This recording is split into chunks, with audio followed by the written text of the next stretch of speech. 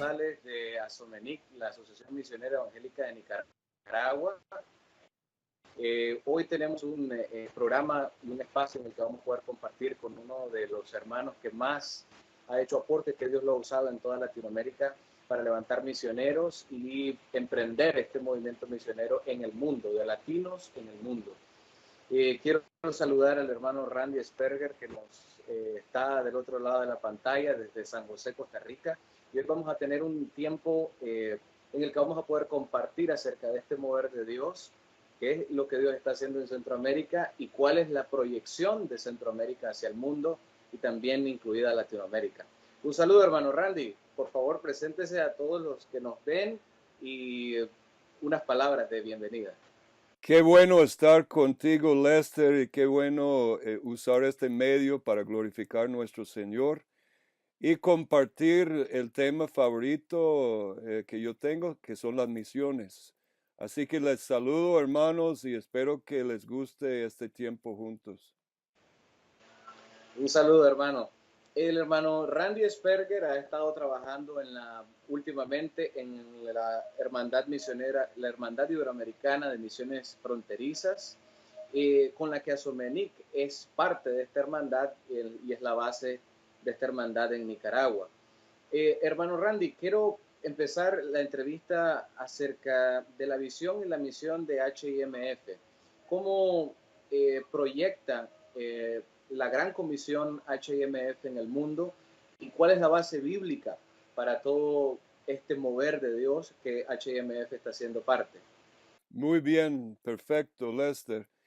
Quizá antes de compartir la pantalla y veamos la visión y la misión, quiero que entiendan que ahorita HMF ya va desarrollando una forma particular, un distintivo en ver la misión como en dos vertientes.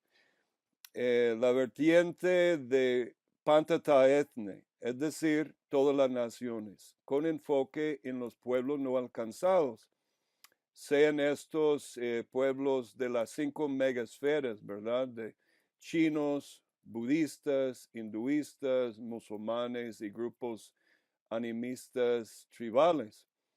Pero la otra vertiente es el lado de lo que llamamos tapanta, todas las cosas. Y ese es el lado más flaco en la iglesia evangélica de hoy, donde enfocamos todas las áreas de vida y pensamiento que la iglesia debe procurar poner bajo el señorío y el dominio de Jesucristo.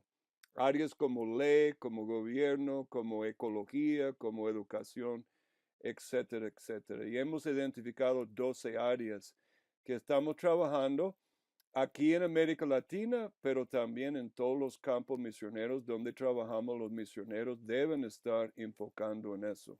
Es muy interesante este tema de las dos vertientes, hermano, porque durante muchos años la iglesia que ha estado involucrada en misiones está muy enfocada en los pueblos no alcanzados. ¿Cuál es el trasfondo de este enfoque de la iglesia en los pueblos no alcanzados?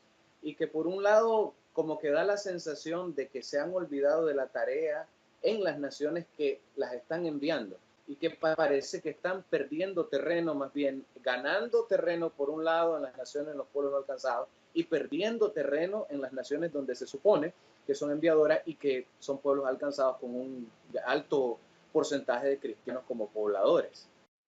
Es curioso que preguntes esto, Lester, porque justamente hoy, toda la mañana, estuve hablando con un hermano en Brasil que está estudiando el movimiento Lausana de la evangelización. Y Lausana como movimiento de evangelización es clave, pero muy clave para el movimiento de los pueblos no alcanzados. En el curso de perspectivas hablamos de 3 eras de misiones: la era de penetrar las costas a partir de Guillermo Carré, luego la segunda era, la era de penetrar tierra adentro, y luego la era de los pueblos no alcanzados. Y en 1974, el doctor Ralph Winter, en Lausana 1 en Manila, no, perdón, en Lausana, Suiza, en 1974, hizo una presentación clavísimo y profético que despertó la iglesia evangélica, porque en este momento los liberales estaban diciendo: misionero, vete a casa. Porque todos los pueblos, es decir, los países, nación-estados, habían sido penetrados de alguna manera con plantación de iglesias. Había algunos nacionales en grandes movimientos, o por lo menos iniciales, en todos los estados políticos de la tierra. Entonces dijeron: ya no hace falta misiones clásicas, misiones fronterizas, pioneras. Y el doctor Winter mostró en su plenaria en 1974 que, al contrario, si todos los evangélicos del mundo hubieran hecho un esfuerzo para salir a evangelizar dentro de su propia cultura, los no alcanzados solo llegarían a un pequeño porcentaje del mundo, porque fuera del alcance de la iglesia evangélica, sin misiones transculturales, había millones de personas, creo que era como 2.4 mil millones de personas, fuera del acceso de la iglesia local, sin enviar un misionero transcultural. Eso cambió la historia, y aplastó la cabeza de la serpiente que estaba diciendo: misionero, vete a casa. Pero concurrentemente con esto, en la Osana 1, había una tensión terrible en la iglesia entre evangelización y misión integral o responsabilidad social. Y había muchos europeos y americanos que decían: no, la prioridad es evangelización, la prioridad es misiones, plantación de iglesias. Esto de responsabilidad social no es importante. Y otro grupo enfocados en la responsabilidad social. Entonces, la Osana nace en parte para tratar de sanear y crear una visión integral de evangelización juntamente con misión integral, o sea, palabras y hechos. Y esta división nace de la teología liberal, que empieza a brotar a finales del siglo XVIII y entrando en el principio del siglo XIX. Entonces, la teología liberal asustó a muchos evangélicos y decían: si ministramos en responsabilidad social, eso significa que somos liberales y no vamos a enfocar en la evangelización. Entiendo. ¿Cuándo es que este movimiento o este momento en el que se le empieza a dar énfasis también a la parte de responsabilidad social, a la parte de transformación de las culturas, sumar en áreas de gobierno, de derecho, de artes, de medicina? ¿En qué momento es que se empieza a hacer un gran énfasis en este tipo de misión o esta misión complementaria a la parte de evangelización? Tristemente, Lester, en la primera era de las misiones modernas, en la era de Guillermo Carré, había un énfasis en misión eclesial, plantación de iglesias, pero había un énfasis muy balanceado en el reino de Dios. Es decir, en tapanta, en todas las cosas. Guillermo Carré, la pregunta no es dónde trabajaba o en qué trabajaba Carré. La pregunta es en qué no trabajó. Pero llegando en la segunda época, ocurre lo que el doctor Ralph Winter llama la gran revocación. La iglesia evangélica en toda la época de lo que llaman de Hudson Taylor y la época de tierra adentro, pierde su énfasis en el reino de Dios por miedo de la teología liberal. Entonces, antes de morirse, el doctor Winter empezó a hablar de la recuperación de la misión enfocado en el reino de Dios en esta tercera era de los pueblos no alcanzados. Pero tristemente todavía estamos en un momento de lenta recuperación de una visión donde la Biblia y la iglesia y la misión toca todas las áreas de vida y pensamiento humano. Todavía estamos un poquito lentos en la recuperación de lo que tenía en la época de Guillermo Carré. Y esto para mí me asusta, me hace sentir triste que ni tenemos lo que tenían ellos. Entiendo. Este movimiento aparentemente, o este enfoque y este énfasis se está dando desde Estados Unidos y desde los teólogos de Estados Unidos, desde las asociaciones misioneras en Estados Unidos. ¿Cuál es la participación de la Iglesia Latinoamericana en todo este movimiento misionero como transformación? Es decir, ¿ha tenido alguna participación la Iglesia Latinoamericana? ¿Ha sumado, ha aportado algo en este nuevo despertar, en este nuevo avivamiento de la Iglesia en transformar las naciones?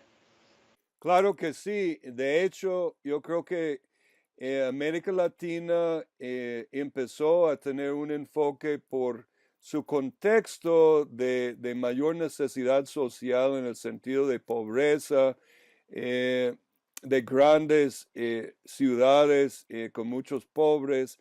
La iglesia naturalmente empezó a coger una visión mucho más integral que en Estados Unidos.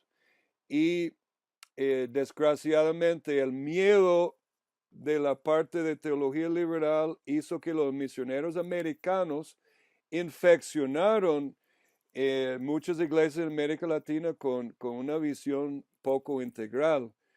Pero América Latina, a través de teólogos como René Padilla y otros, eh, tuvo una visión un poco más integral, pero aún así me doy cuenta que esa visión de Padilla todavía no es una visión de transformación de todas las áreas de vida y pensamiento. Falta mucho, entonces apenas está en una visión de recuperación. Entonces yo no hablo tanto de misión integral ahora, sino misión enfocado en el reino de Dios, que va más allá de misión integral. Correcto. Y en eso sí me gustaría entrar entonces en la visión y en la misión de HIMF. Es decir, ¿a qué se refiere HIMF cuando dice que está enfocado en una misión basada en el reino de Dios? ¿Cuál es la diferencia entre una misión integral y una misión basada en el reino de Dios y sus fundamentos bíblicos? Bueno, veamos varios slides que hemos preparado para donde compartimos la visión y misión de HMF. Y luego podemos discutir un poco de nuestro enfoque. Nuestra visión final. Una visión bien escrita debe estar enfocando en cómo vemos el mundo y lo que estamos haciendo cuando termina nuestra misión. ¿Qué es lo que queremos en HMF ver cuando terminamos? Aquí estamos, el hombrecito en el slide está mirando lejos, visualizando lo que él quiere ver. ¿Y qué es lo que veamos? Todas las naciones y todas las cosas bajo el señorío del Rey, para la gloria del Padre, Hijo y del Espíritu Santo. Ahora, eso es casi como una visión más amplia de una agencia misionera, sino la visión realmente bíblica de lo que HMF persigue. Nota las dos vertientes. Todas las naciones Y cuando HMF habla de naciones, no estamos solo hablando de etnias, sino estado-naciones. Es decir, Nicaragua y todas las etnias de Nicaragua. Una de las debilidades del movimiento de pueblos no alcanzados que nos señala nuestro buen hermano de la India, Vishal Mangowadi, es que el movimiento a los pueblos no alcanzados no les interesa la nación-estado donde trabajamos, solo las etnias. HMF enfoca la nación-estado y su transformación y alcanzar todos los pueblos y grupos humanos dentro de esta nación. Y luego no terminamos ahí, porque Jesús dijo, toda autoridad me es dada en el cielo y la tierra. Él quiere que todas las áreas, todas las cosas, tapanta en griego, deben ser puestos bajo el señorío del Rey Jesús. Esa es la visión amplia que todo lo que hacemos enfoca en estas dos grandes vertientes. Hermano Randy, tengo una pregunta al respecto de esto, y es que la base bíblica quizás para el tema de que todas las naciones, y esto háblese de Estado-nación, es bíblico sobre la base del reino que Dios constituyó en Israel, es decir, una nación de sacerdotes, una nación conformada por 12 tribus, 12 etnias diferentes, y de las 12 etnias diferentes Dios conforma la nación de Israel y para prepararla para todas las naciones de la tierra conociesen también el nombre del Señor. Es quizá la base bíblica para tener esta visión final en HMF. Claro que sí. Recuerda que Pablo dijo, Pablo, de la tribu israelita, de la tribu de Benjamín. Entonces, el enfoque en Israel, él es orgullosamente israelita. Eso es su estado-nación. Pero dentro del estado-nación, Israel, la república hebraica, porque toda la noción de república no viene con Platón, por favor, como nos quieren enseñar en las universidades. La república hebraica es antes que Platón y es una república constitucional. Es un Estado-nación. El modelo de los Estados-naciones modernos viene del protestantismo y la recuperación bíblica de una visión Estado-nación. Pero Pablo orgullosamente es parte de una tribu. Entonces es el deber de la iglesia alcanzar las unidades homogéneas, tribus, pueblos, naciones, lenguas, etnias, dentro de su estado-nación. Es muy bíblico y eso es uno de los problemas que el movimiento a los pueblos no alcanzados ha tenido. No ha comprendido el estado-nación y su relación con las etnias. Ahora lo comprendemos muy bien en HMF. Correcto. Y por otro lado está el tema de todas las cosas, es decir, Tapanta, en donde todas las cosas involucradas en la vida, en la sociedad de estas naciones, bajo el señorío de Jesucristo, es decir, sus leyes, el gobierno civil bajo el señorío de Jesucristo. Absolutamente. Y uno de los versículos favoritos que yo uso para hablar de eso es Efesios 1:10. Quizá lo podemos leer porque da el marco de la grandeza de la gran comisión y en la teología paulina, como él veía la operación del reino de Dios en las naciones. Efesios 1:10 dice, de reunir todas las cosas, ahí está la frase tapanta en griego, en Cristo, es decir, en el Rey Jesús, en la dispensación del cumplimiento de los tiempos, así las que están en el cielo, en los cielos, como las que están en la tierra. Entonces, la misión, el propósito de Dios, el missio Dei, es decir, la misión de Dios, es reunir todas las cosas en la tierra y todas las cosas en el cielo bajo el señorío de Jesucristo. Tapanta.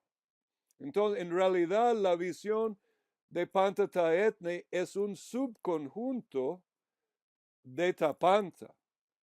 Tapanta es todo, ¿verdad? Por eso él dice en la Gran Comisión, toda autoridad me es dada y nota en el cielo y la tierra. Ahí está una vez más, cielo-tierra, la unión de cielo-tierra. Se hace en la tierra la voluntad de Dios que se hace en el cielo. Esa es la oración del Padre nuestro. Ese es el reino de Dios.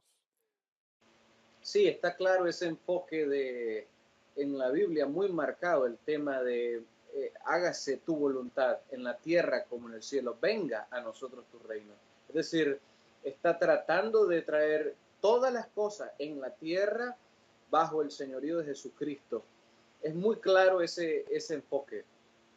Exacto. Y la tragedia, Lester, ha sido el gnosticismo y el dualismo griego en la iglesia que ha separado lo secular de lo espiritual, cuando para la iglesia de verdad cristiana esta separación no existe. El matemático profesor en la U debe estar discipulando en términos del reino de Dios en su matemática. Nuestra misión es conocer, amar y glorificar a Dios sobre todas las cosas y darle a conocer entre todas las naciones para la obediencia a la fe por amor de su nombre. En HMF, la misión, parte de nuestra misión es discipular toda la gente a conocer y amar y glorificar a Dios sobre todas las cosas. De ahí la importancia de nuestra espiritualidad, y es parte de nuestra misión enseñar, educar y vivir una espiritualidad radical y diferente. Y luego de esta fuente de relación, de intimidad con Cristo, la otra parte de nuestra misión de darle a conocer entre todas las naciones. Y nota que decimos para la obediencia a la fe, como dijo Pablo, porque ese es precisamente el problema. Podemos plantar iglesias, pero si las iglesias no están impulsando la obediencia a la fe en todas las áreas de vida y pensamiento, estamos quedándonos como en América Latina y Estados Unidos, ganando almas. Llegamos a primera base, pero no estamos haciendo ningún jonrón de traer toda la nación, de discipular a toda la nación. Claro, este tema es muy importante y me parece muy interesante profundizar en el conocer, el amar y glorificar a Dios como parte de la misión. Generalmente no lo vemos esto en otras, o por lo menos yo no he podido identificar esta parte en otras asociaciones misioneras o agencias misioneras de envío. Hacer un fuerte énfasis en que parte de la misión es desarrollar en el misionero este amor, este deseo de glorificar el nombre de Dios y de conocerlo a nivel personal, como parte de la misión de la agencia o de parte de misión de la organización misionera hacia el misionero específicamente. Veo que HIMF sí está desarrollando esto y esta parte de espiritualidad apostólica. ¿Cómo entra este proceso en el que ustedes incluyen esto? Bueno, ahora abrimos un tema tan importante, tan rico. Hace unos años, voy a compartirle un poco de mi testimonio. Estuve recibiendo un entrenamiento con un hombre que yo considero un verdadero apóstol, misionero apóstol, el hermano Viv Grieg, que trabaja con los pobres urbanos de Asia. Y un día me lleva al aeropuerto después de un entrenamiento y me dice, Randy, tengo que volver a Calcuta. Y estamos tomando un buen cafecito y le miro y digo, ¿y por qué Viv? ¿Por qué tiene que regresar a Calcuta? Su respuesta cambió mi vida y realmente esta respuesta es parte de la razón que nace HMF. Él dijo, Randy, porque quiero conocer a Cristo, el poder de su resurrección y la coinonía de sus sufrimientos, llegando a ser como Él en su muerte y en su vida. No mencionó que su misión en Calcuta es plantar iglesias, es liberar gente de demonios, es sanar enfermos, es hacer misión integral. Él hace todo el paquete, pero eso no era su propósito.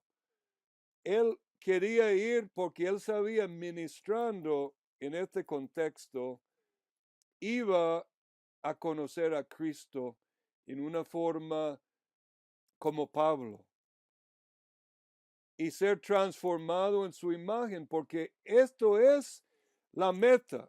Y me di cuenta, Lester, que la meta y la tarea hemos confundido.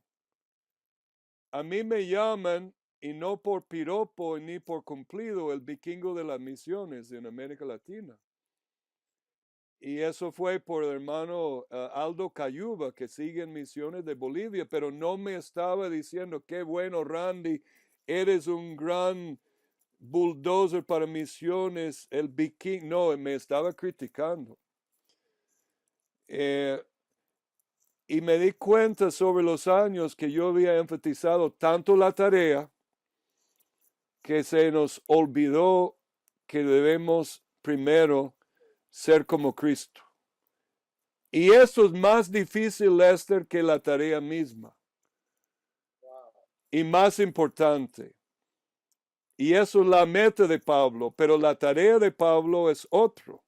Entonces, no debemos confundir tarea y meta, sino debemos integrar los dos y vivir los dos.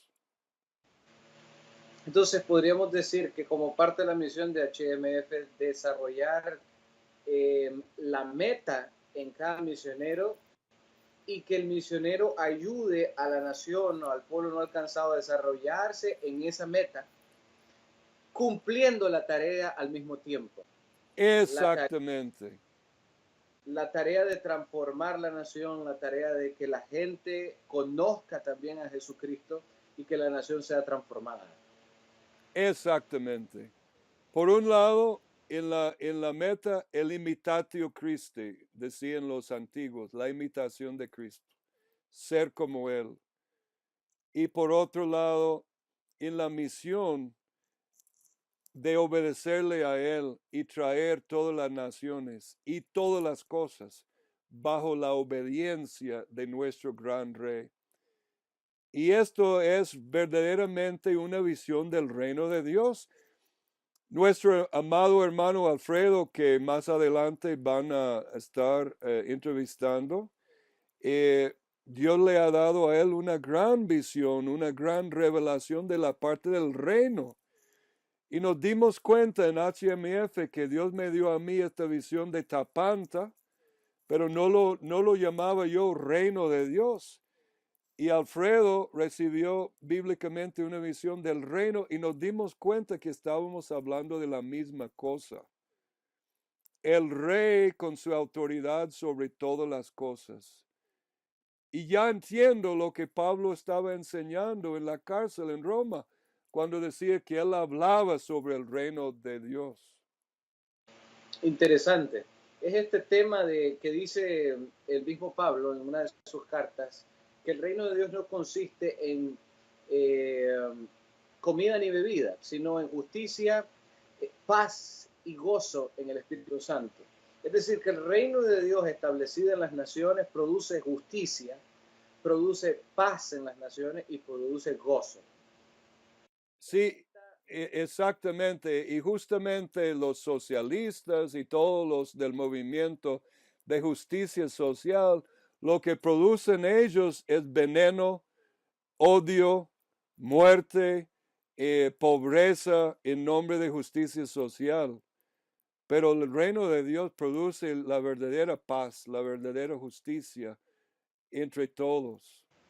Esto es interesante, hermano, porque si la iglesia no comprende que está llamada a establecer el reino de Dios, a construir el reino de Dios, esperando que el gran rey venga nuevamente y complete esta obra que él ha comenzado, entonces esta justicia no va a venir a las naciones, esta paz no va a alcanzar estas naciones y tampoco mucho menos el gozo y todo lo contrario que está viviendo las naciones de Asia, por ejemplo Corea del Norte, naciones como Cuba, naciones como Venezuela, que están enfrentando situaciones muy difíciles, precisamente porque la iglesia no ha entendido quizás que tiene esta tarea de transformar y de traer ese reino de Dios de justicia, de paz y de gozo.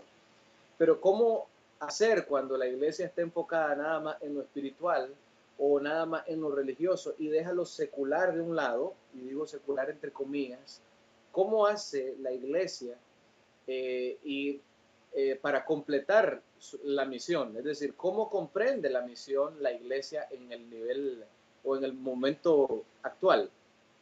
Realmente, Lester, es un proceso y parte de ese proceso tiene que ser la educación teológica de los pastores, de los candidatos a misioneros, porque en mi propia vida fue un proceso donde yo me veía orando y diciendo a alguien, cuando termino mi oración salgo a la parte secular. De mi propia boca hablaba doctrina falsa, porque para mí salir a la calle y hacer otras cosas, eso era secular. Tenemos que cambiar esto y eso demanda educación teológica más profunda, pero el discipulado en la iglesia local también. ¿Qué hace el pastor con aquel abogado que está en su iglesia? Con aquel economista que está en su iglesia? Con aquel ecólogo que está en su iglesia? No hemos pensado en cómo discipular ellos en función de la vocación de cada uno. Por ejemplo, nosotros podemos ver abogados cristianos que están ejerciendo en lo secular, pero que no están haciendo un impacto más allá en las leyes, en el derecho, en la justicia bíblico. Es decir, la, la nación está, tiene un sinnúmero de profesionales en derecho, pero el derecho bíblico no está siendo instaurado. Sí, porque el abogado ha sido formado aquí en América Latina y en todo el mundo, en Estados Unidos también, en Europa, desde una perspectiva humanista, una perspectiva de leyes seculares.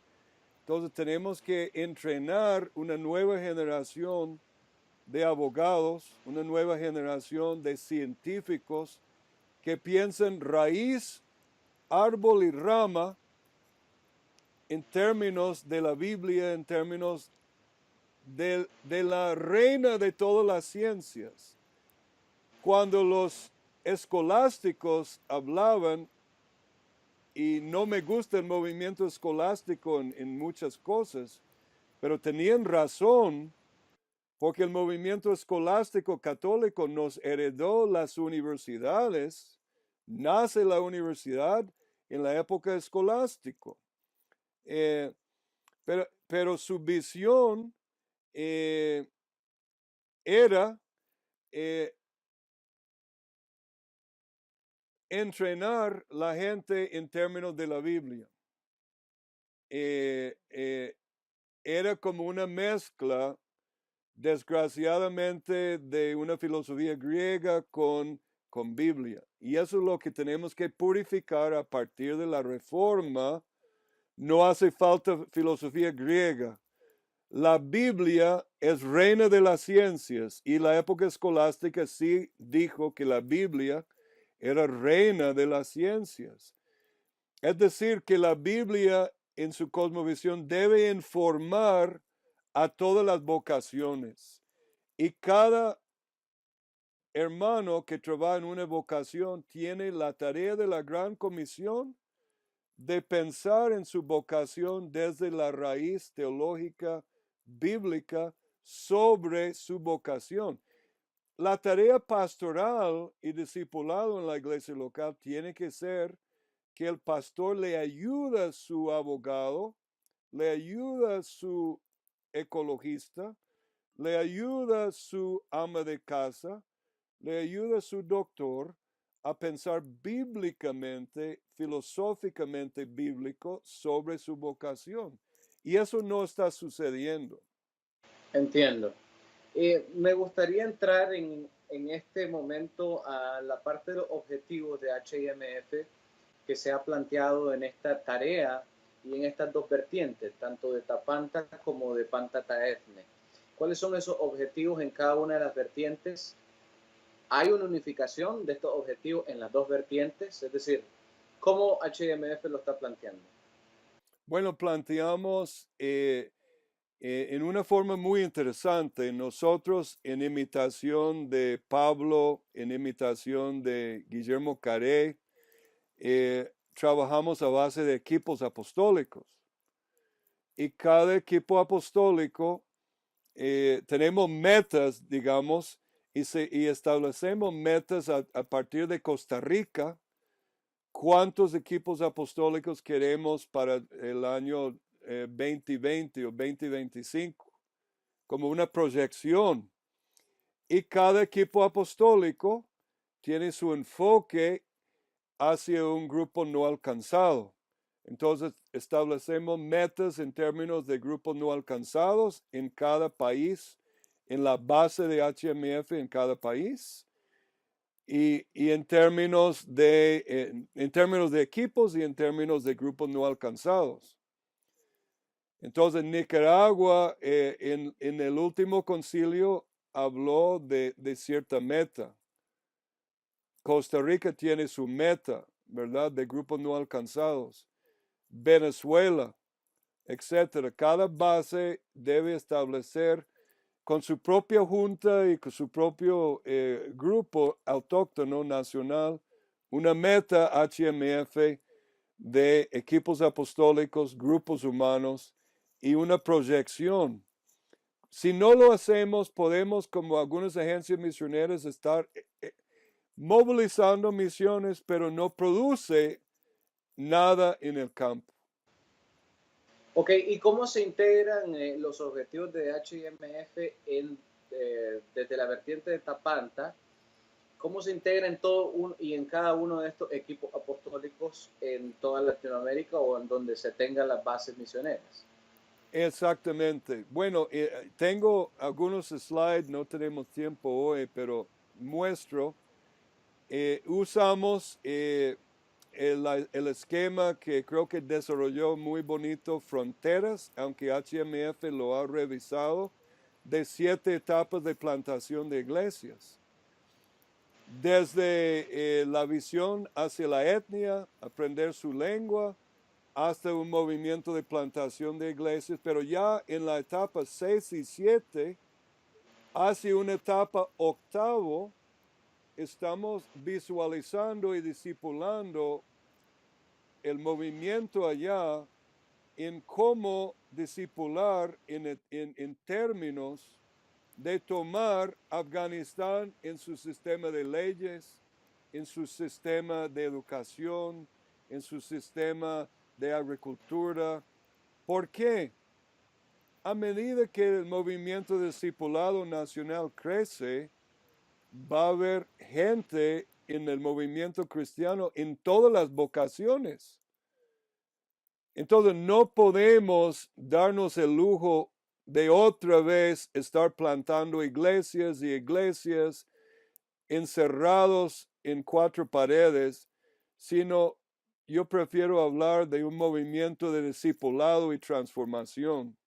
No me interesa iglesias cerradas, encerradas en cuatro paredes, sino un movimiento de discípulos obedientes transformando Tapanta. Entonces, esto está integrado en las 8 fases que tenemos, pero tenemos otra diferencia en HMF. El equipo apostólico su tarea no es plantar iglesias principalmente, es plantar, ¿cómo se llama? Compañías apostólicas o Comunidades. comunidades apostólicas. Y son las comunidades apostólicas autóctonas que van a plantar iglesias, discipular su gente, no nosotros.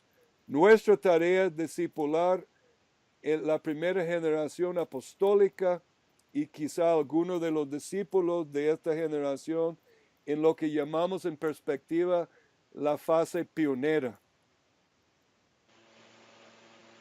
Pero cuando llegamos a la fase paternal, ya estamos sirviendo como directores espirituales y directores apostólicos a ese nuevo movimiento apostólico autóctono. Ellos están plantando la iglesia.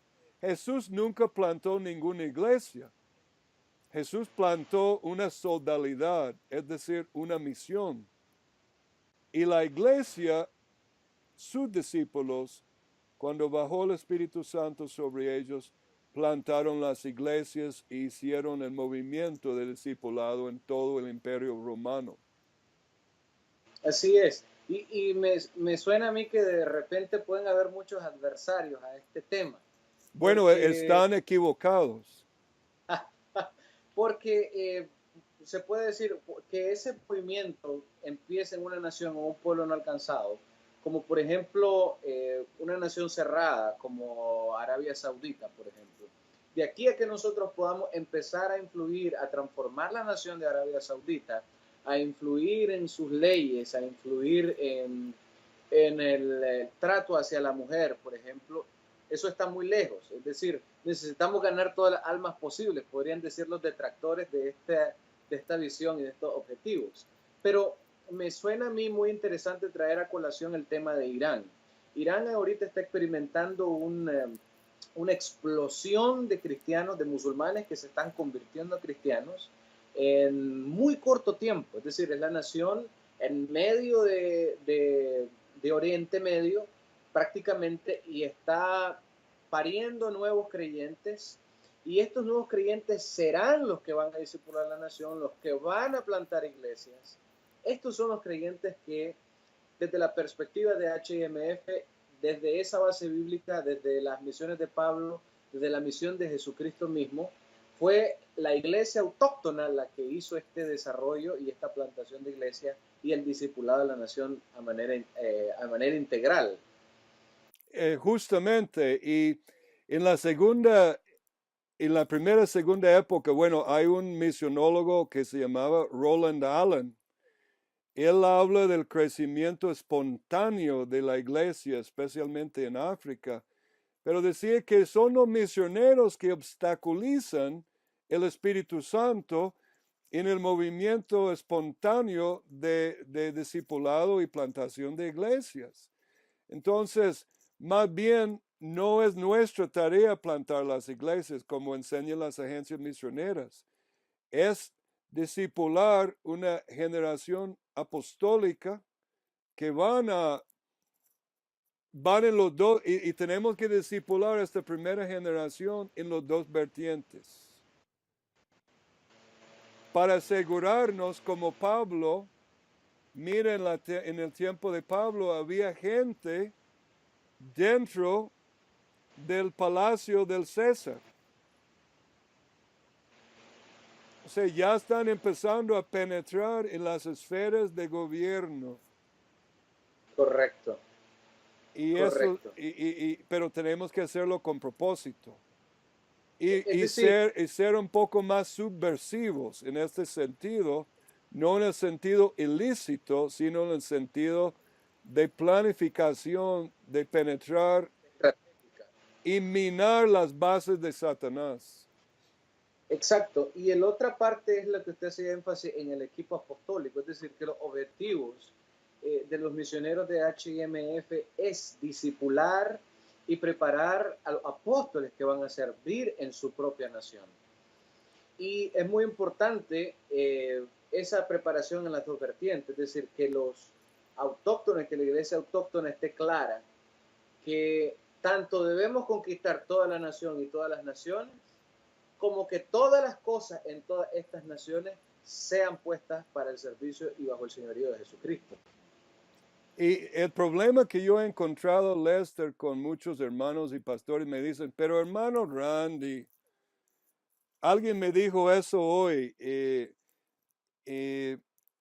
Jesús viene mañana, o sea, Jesús viene pronto, el rapto viene, ¿por qué perder su tiempo en todo eso? Todo eso va a quemar.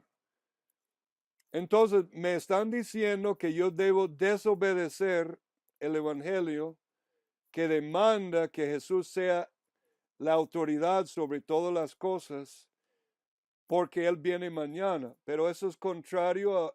Él puede venir mañana, no sabemos. Pero mientras Él venga, dice, negociad. En inglés dice, ocupaos entre tanto que yo venga. ¿Ocupar qué? Panta ta etne y ta panta, con la transformación del reino de Dios. Y como no hemos visto las cosas así, tampoco estamos conquistando Tapanta. Los mayores detractores de este objetivo, de esta meta, de esta tarea de la iglesia, ha sido la iglesia misma. Así es. O sea, la iglesia misma por no entender que parte de la misión no solamente es ganar almas, sino que la nación sea entregada a Jesucristo. Es decir, por ejemplo, Salmo 2 habla de que Dios Padre establece a su Hijo, el ungido, como rey. Le dice, pídeme y te daré por herencia las naciones. No solamente le promete almas, sino que le promete la nación entera. Así es, así es. De hecho, la gran comisión es ir y hacer discípulos a todas las naciones. Desgraciadamente, las traducciones modernas dice ir y hacer discípulos de todas las naciones. Esa traducción no es correcto. El griego dice a. El objetivo no son las almas, el objetivo es toda la nación.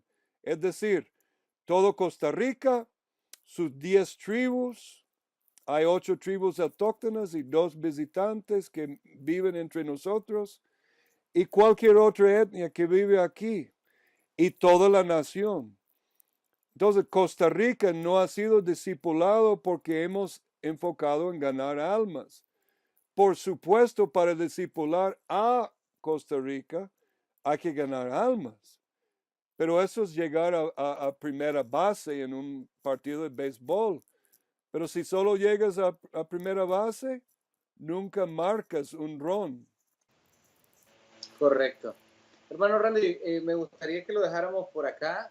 La próxima sesión sería hablar acerca del trabajo actual que se está desarrollando en HMF, cuáles son los equipos apostólicos que están trabajando, las comunidades apostólicas que están sirviendo y cuáles son los avances de ellos.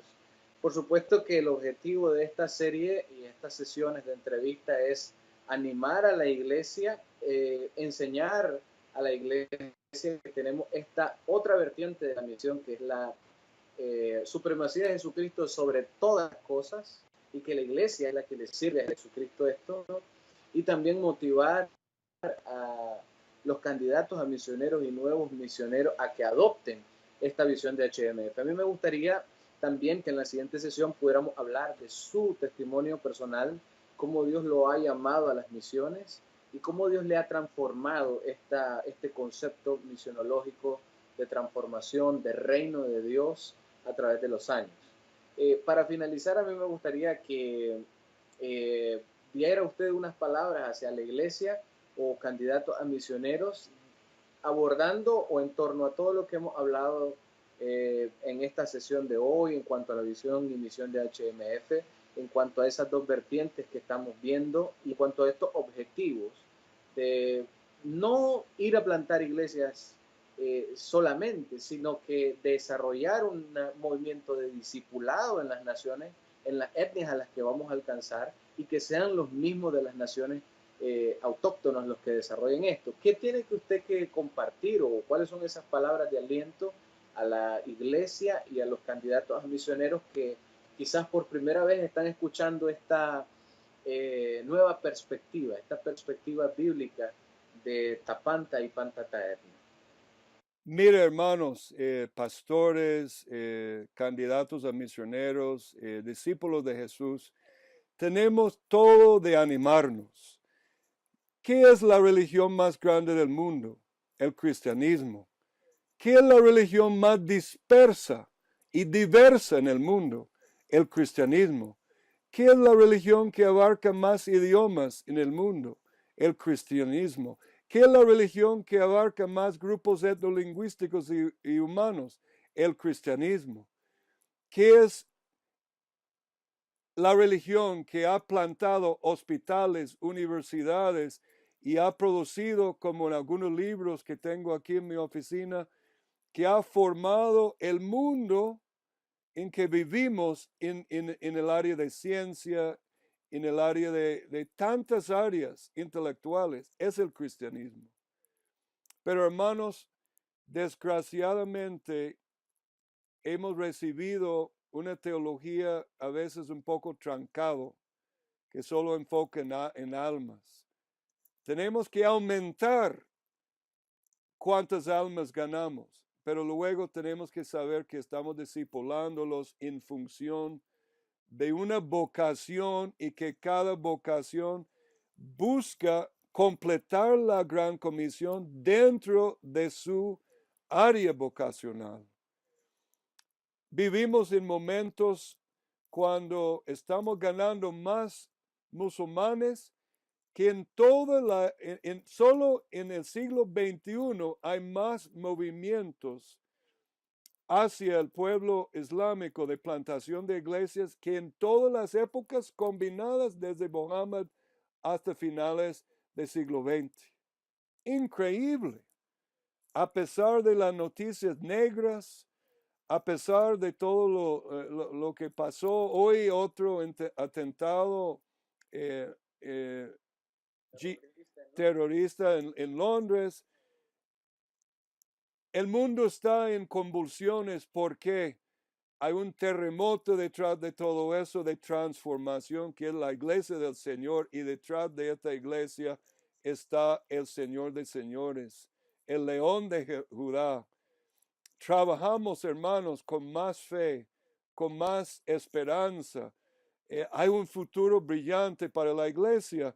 Y si Él viene en 2 semanas, bueno, mucho mejor que nos encuentre transformando Pantataetne y Tapanta para que recibamos el premio de un discípulo y un siervo bueno y fiel. No dormido diciendo,